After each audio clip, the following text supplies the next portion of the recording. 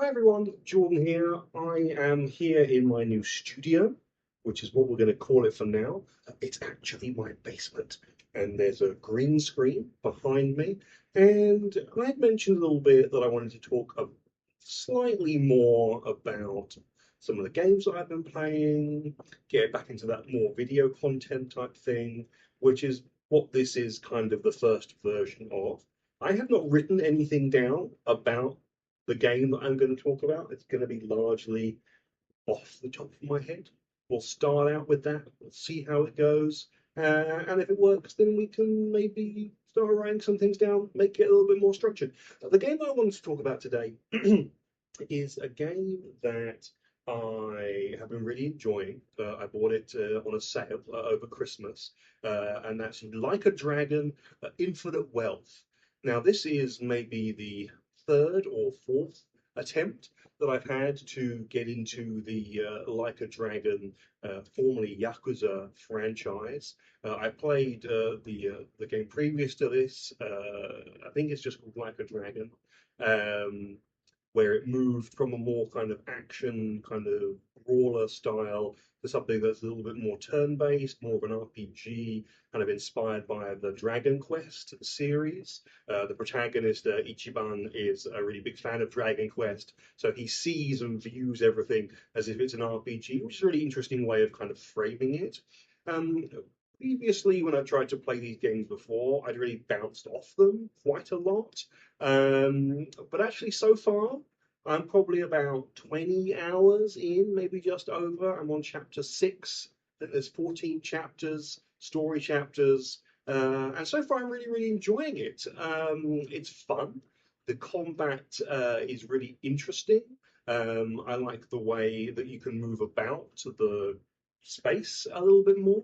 Proximity to your opponent plays a little bit of a role in how much damage you do. It's still very much turn-based, still very much an RPG. So you're leveling up your character, you're learning new skills, you're gaining new party members, and it has a really quite robust kind of job system, like a class system, like a lot of those classic RPGs. And that's something that I really, really like.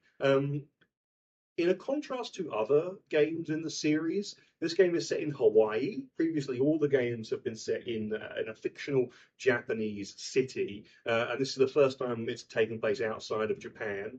And I think the setting really, really works. Hawaii is bright. The area to explore is really interesting. There's lots of side stories. There's lots of hustle and bustle. Lots of different stores where you can buy health items and weapons and armor. It's a really diverse place to have a walk around, which I really, really like. And there's kind of enemies all kind of randomly spaced about when you get into these kind of street battles.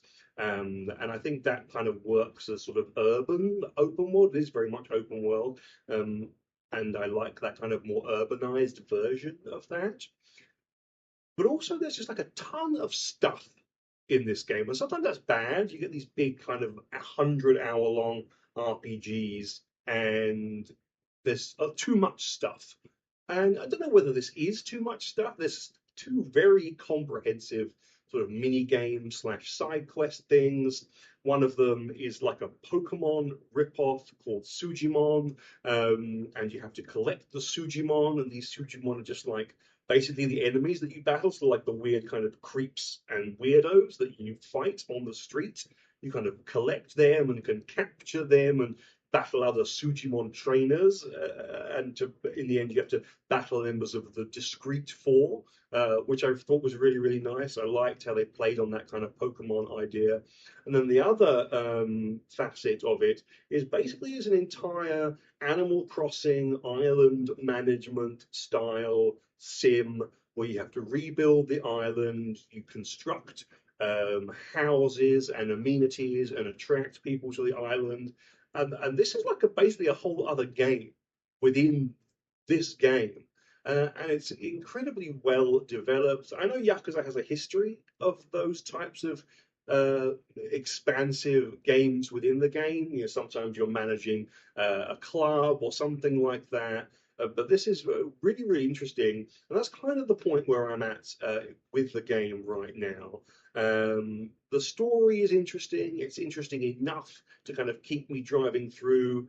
The characters are very likable. What I really like about the central characters in this game specifically is, unlike in a lot of RPGs, especially Japanese RPGs, the characters are often kind of, gruff soldiers or kind of waif-like anime boys. And with this game, the main characters are essentially, for the most part, just like middle-aged dudes, which is, as a person who was, trending that way, um, I thought that was something that I found really relatable and something that I'm enjoying a bit more about this game. Is that it's an interesting story. It's exploring a different side of this kind of gang culture and kind of turf war, which I think is very traditional in the Yakuza games, at least from the limited experience I have of playing the other ones